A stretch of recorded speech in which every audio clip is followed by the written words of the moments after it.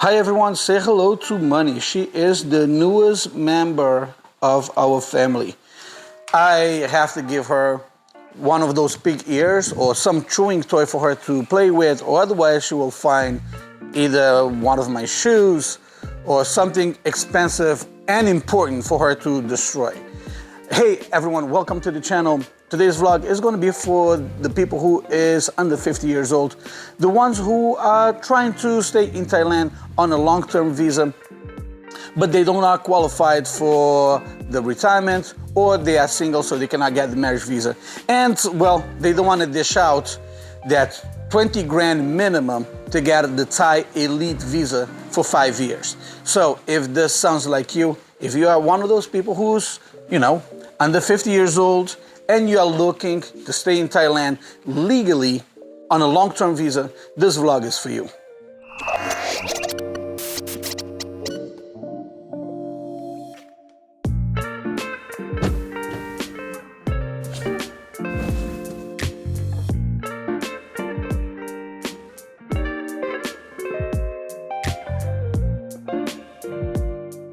I'm on my way to Pattaya Immigration Office. I gotta do my 90-day reporting. I know whenever I make these sort of vlogs, there's a lot of people, there's a lot of backseat quarterbacks that they have opinions, they have things to say.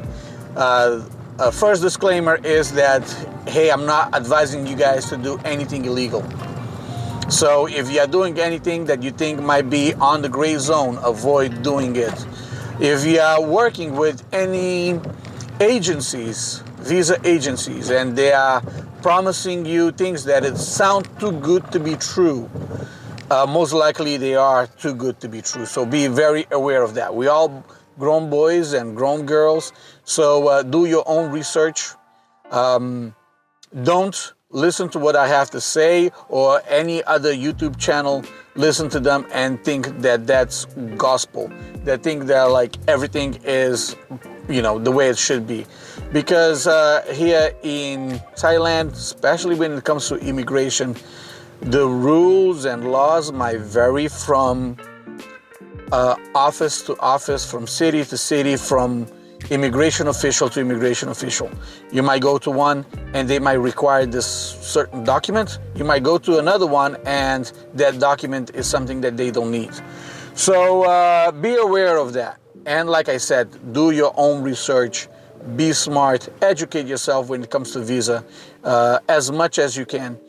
And avoid working with anyone who is promising you more than what you think is possible, because when it comes to these visa stuff, you guys know about corruption in Thailand.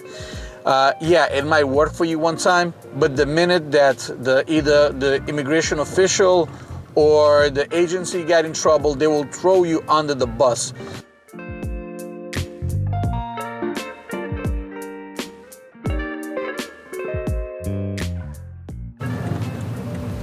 Okay, let's see if I can find parking somewhere quickly.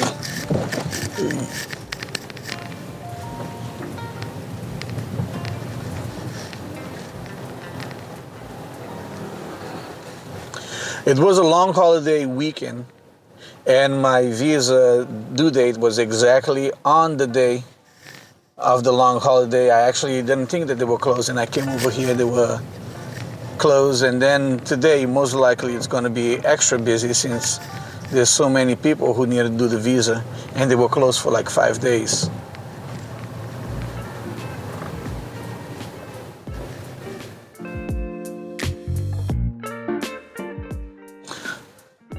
Come on people, let's go.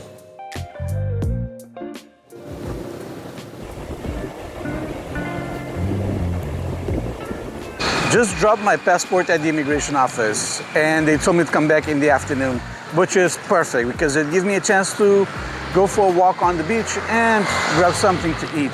I don't want to lose my parking spot, so I figured just leave my car there and basically head out and go have some fun, go eat something and make this vlog for you guys. So I found a quiet spot just so I can have this talk with you guys. And this is my first time checking out this place. It's really, really beautiful. There's a whole bunch of these sort of high-class cafes slash restaurant and bars on the beach over here in Jomtien, and this one is probably one of the better looking ones that I've seen so far. First want to say that the Thai immigration system really needs to be modernized. For my case, I've been here for 80 years now, and every time that I have to go to the immigration, I feel like I am unwanted. I feel like it's just a matter of time for them just to come up with an excuse to kick me out of the country. It kind of makes it very uneasy, and it kind of keeps me from making investments to make long-term plans, stuff that I should be doing, having a Thai family, having a wife over here, investing on the country so much. There should be a path to permanent residence for people who's been here for, let's say, over 5 years. Perhaps if you are here for 5 years, you do every year from the year one, you have to renew your visa every year, and then after 5 years, you got a 5-year visa. So you only have to worry about it every 5 years, or apply for permanent residence. But they make it so difficult that is almost an impossible task. Well, so this is sort of lunch and breakfast all together, and it's really, really nice and fancy.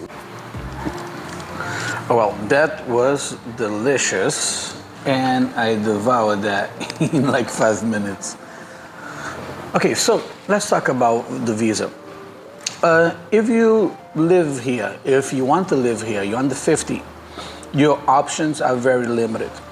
You can get a working visa, which is the one that most of the people use. Basically, you have to work for a company. You get the visa through the company, and you basically rely on the company to stay here. As long as you're working for the company, well, you got a visa to stay in Thailand. You could also get an educational visa, and educational is actually very broad. It really doesn't matter if you are studying in university, you get a college degree, or if you are learning Thai or learning Muay Thai.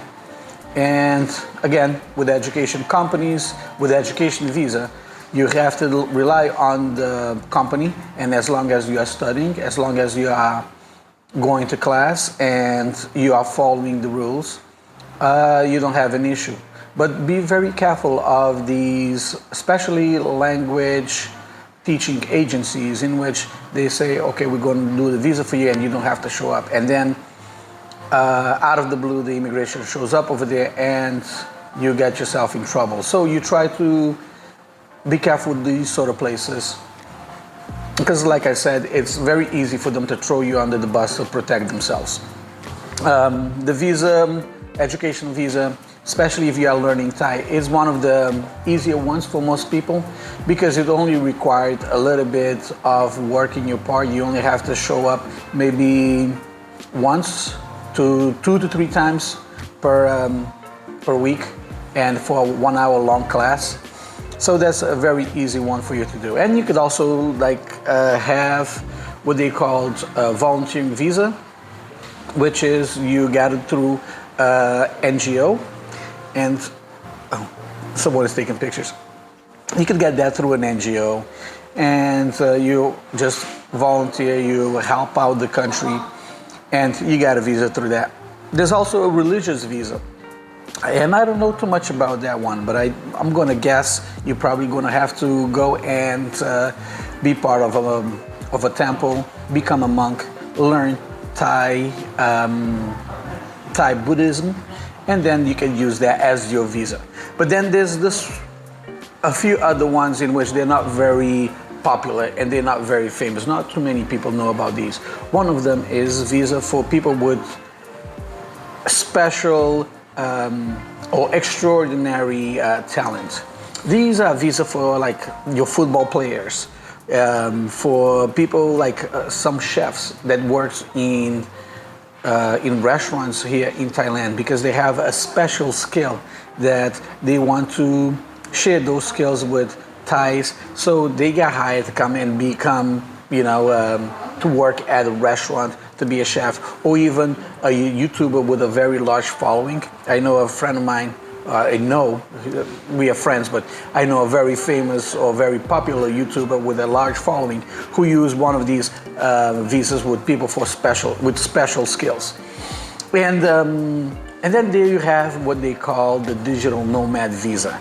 And that one, I really don't think how it will apply so much to the regular person, because you are required to be making about 80K per year for you to be able to work and to live and work here in Thailand, but work remotely.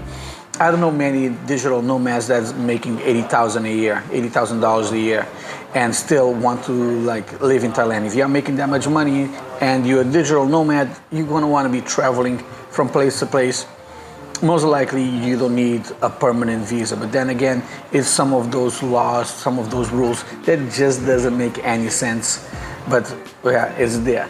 Well, I try not to talk too much about doing visa runs, although I have a lot of friends that have been living here for almost or over a year and doing visa runs. I don't talk much about it because it is it's very uneasy situation for people to find themselves in, because you never know. All it takes is, oh, thank you. All right, thank you. Yeah. If you guys haven't noticed, I'm a bit of a fat boy, so, and I like my sweet stuff. Look at that. Oh, yes.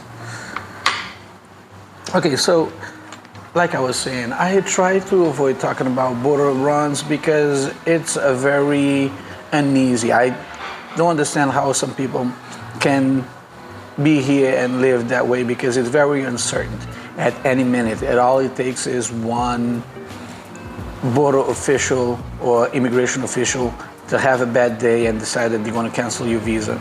And then you have to rely on one of your buddies to send your stuff back to wherever your next point is.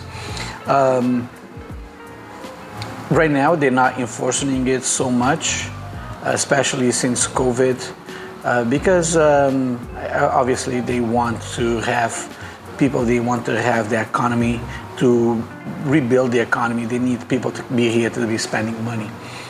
But it's not something that I would recommend. That's why I emphasize on these legal ways how you guys can stay here. But yes, that is gonna be it for this vlog. So I'm gonna put links below. I didn't get too much into detail about every single one of these options that you guys have, because I didn't want to make this vlog too long or too dry. So I'm going to put details on the bottom, and I'm going to put some links to where you guys can find all that information. And you could also read comments. Thank you. You could also read comments and hold on a second. So you could also read comments below, and if you are someone who is doing one of these options, or if you're doing something that I didn't mention, please comment below and help out everyone. So that is going to be it for this vlog. I hope you guys find this informative, and if you did, please give it a thumbs up, and consider subscribing to the channel if you haven't done so, and I'll see you guys in the next one. Peace.